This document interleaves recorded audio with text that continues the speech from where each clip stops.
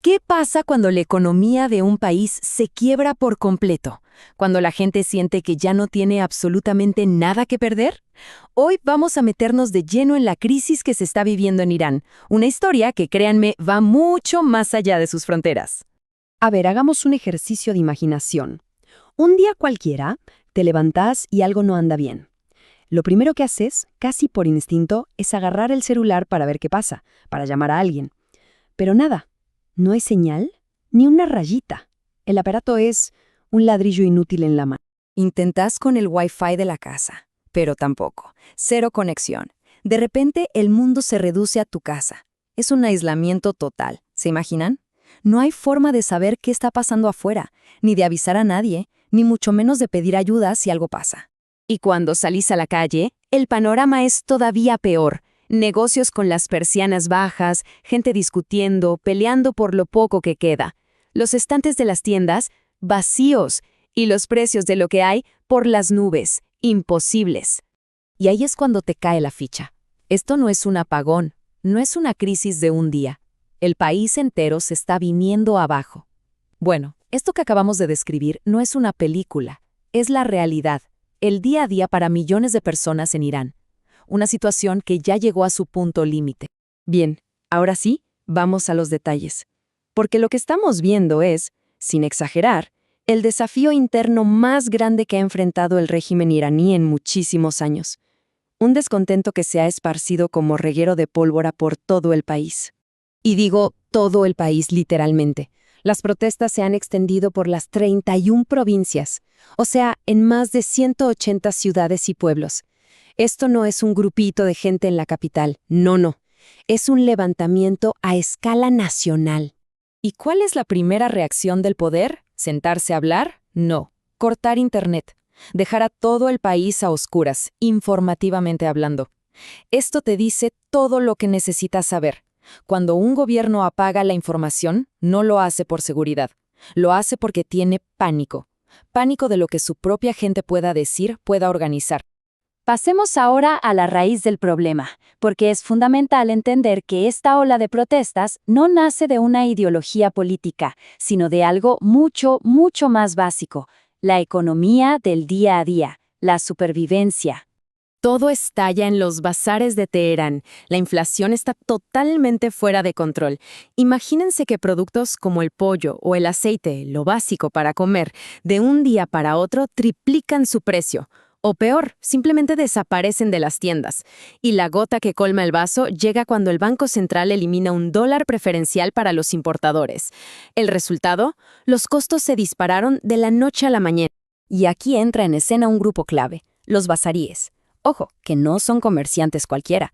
Históricamente, ellos han sido uno de los pilares del régimen, aliados del clero, pero su poder es real. Controlan las cadenas de suministro, el crédito y pueden paralizar la economía con solo bajar las persianas. Por eso, que los bazaríes salgan a protestar, eso no es una simple señal de descontento, es un terremoto en los cimientos del poder. El motor económico que sostenía el régimen ahora se le está volviendo en contra. A partir de ese momento, la naturaleza de las protestas cambia por completo. Lo que había empezado como un grito desesperado por poder comer se transforma en un desafío político directo que apunta al corazón mismo del régimen.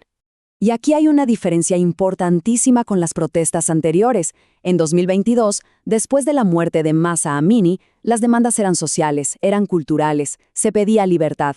Hoy, la cosa es muy distinta. Las demandas son económicas, existenciales. La gente no está protestando por más derechos, está protestando porque, literal, no tiene que comer.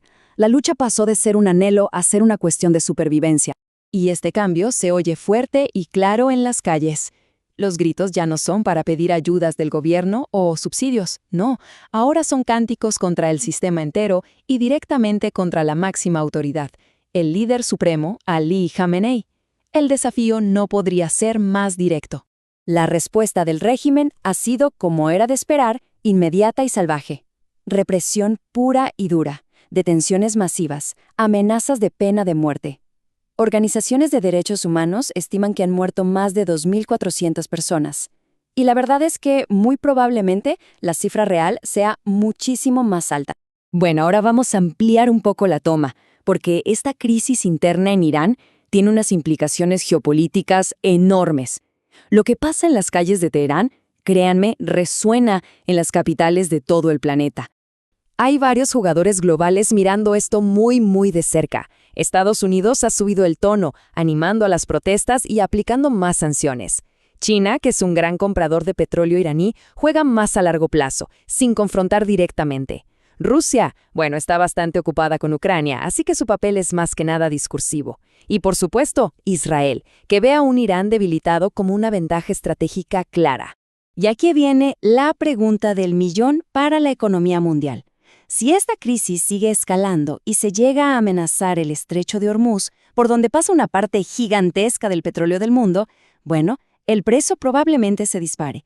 Y no tanto por una escasez real inmediata, sino por el simple riesgo a futuro que los mercados empezarían a cotizar. Y esto nos lleva a la reflexión final. Porque lo que está ocurriendo en Irán, aunque parezca lejano, no es un caso único. Sigue un patrón histórico que se repite una y otra vez y que sirve como una advertencia para todos. Miren, los grandes colapsos políticos casi nunca empiezan por ideología. Empiezan cuando la economía deja de funcionar para la mayoría de la gente. Cuando los pilares que sostenían al poder, como los bazaries en este caso, le dan la espalda, el gobierno pierde toda legitimidad. Y ahí, lo único que le queda es gobernar a través del miedo. Y eso, inevitablemente, lleva a la inestabilidad.